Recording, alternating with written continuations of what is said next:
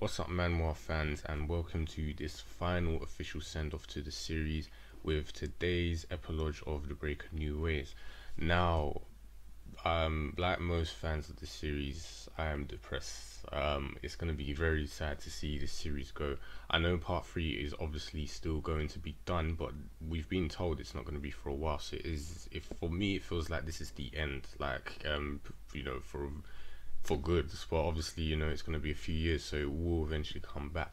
But all things considered, despite my sadness of seeing this series finish, the epilogue did not disappoint, and I felt like it was a nice send-off and covered, along with last week's chapters, covered quite a few things. And the first thing I felt was, as soon as I opened up my browser, went on to read the chapter, was seeing the damn cover art for this epilogue. It was such an amazing tease. Shi-Ho was right there.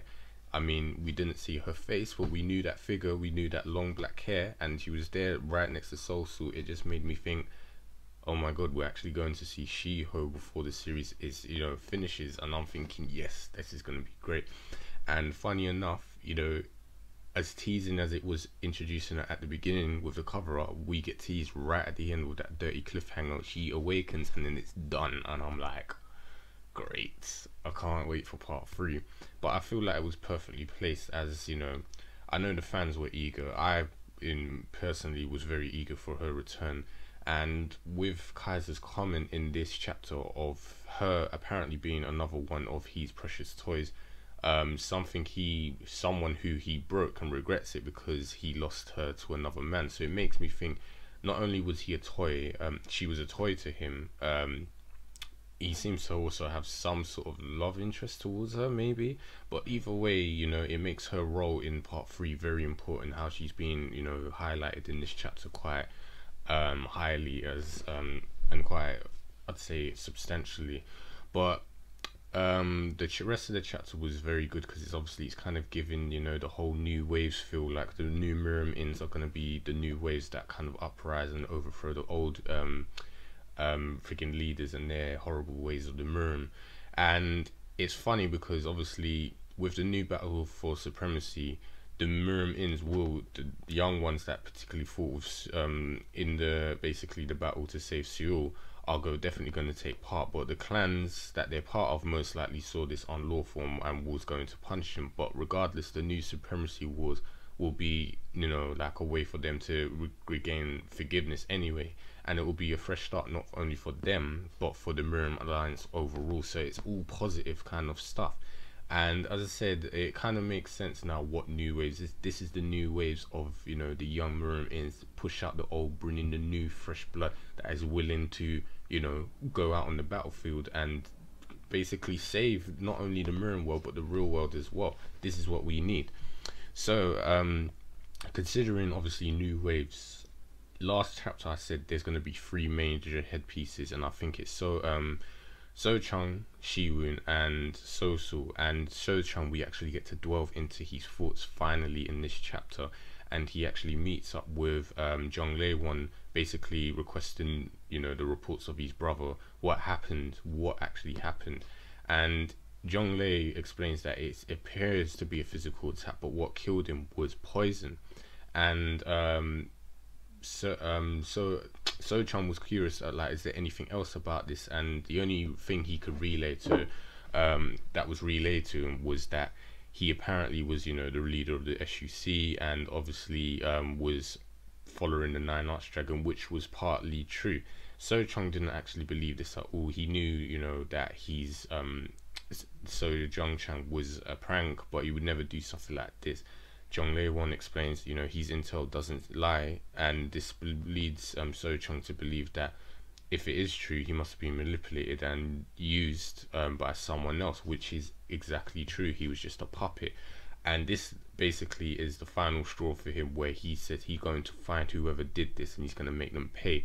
So So-Chun is definitely going to be a contender in the new battle for supremacy, as he's going to need to gain absolute power and respect for his clan, and this will help him with obviously his revenge against Kaiser, seen as that is the person who did this. Now it makes me wonder, is he going to contact Shi-Woon for some sort of info and help, or is he going to do this alone? But considering, you know, his hatred is aimed at Kaiser, he will most likely be a powerful ally in the future and help out Shi-Woon quite well. So I feel like I'm glad now, because he was a wild card for a bit, but now his intentions have kind of been revealed. He's definitely going to be, as I said, one of the three headpieces leading the new wave of Mirim-ins. So, speaking of So-Chun, her part in this chapter was amazing. She is not only intellectually a badass, she is becoming so bloody powerful. She is OP to the max.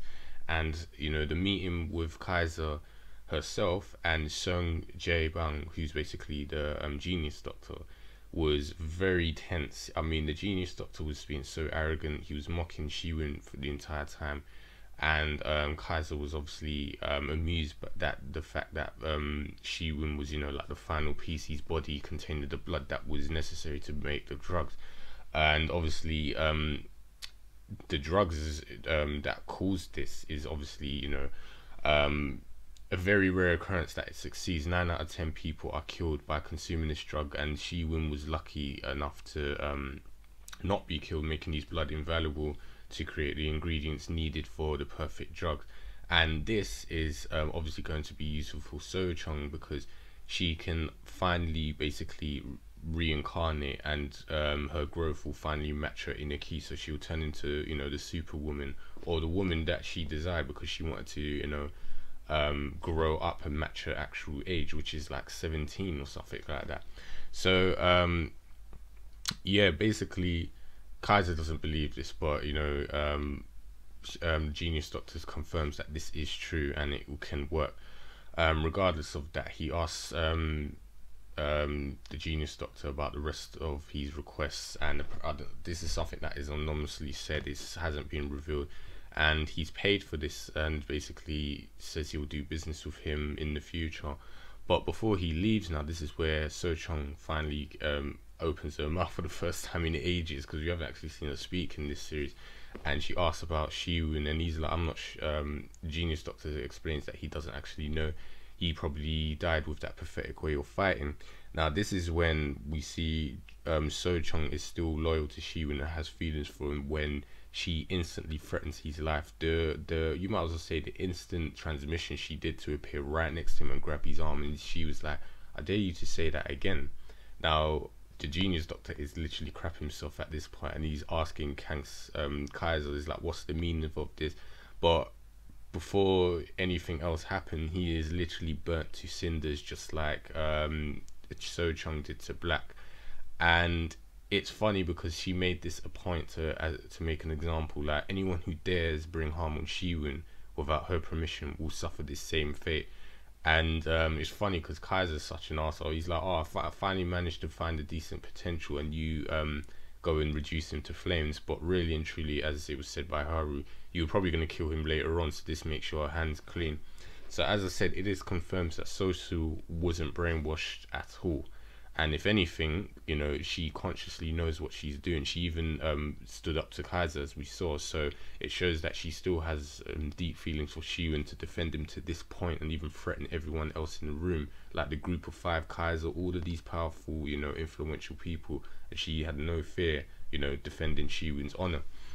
So as I said, you know, Shi-Ho was obviously revealed at the end of the chapter to be alive and awoken. So I'm curious to see what her mind frame was going to be like, because she kind of seemed in a daze. She's going to remember everything that happened before her, you know, actual pseudo death, and how is she going to act when she's, you know, fully up and about.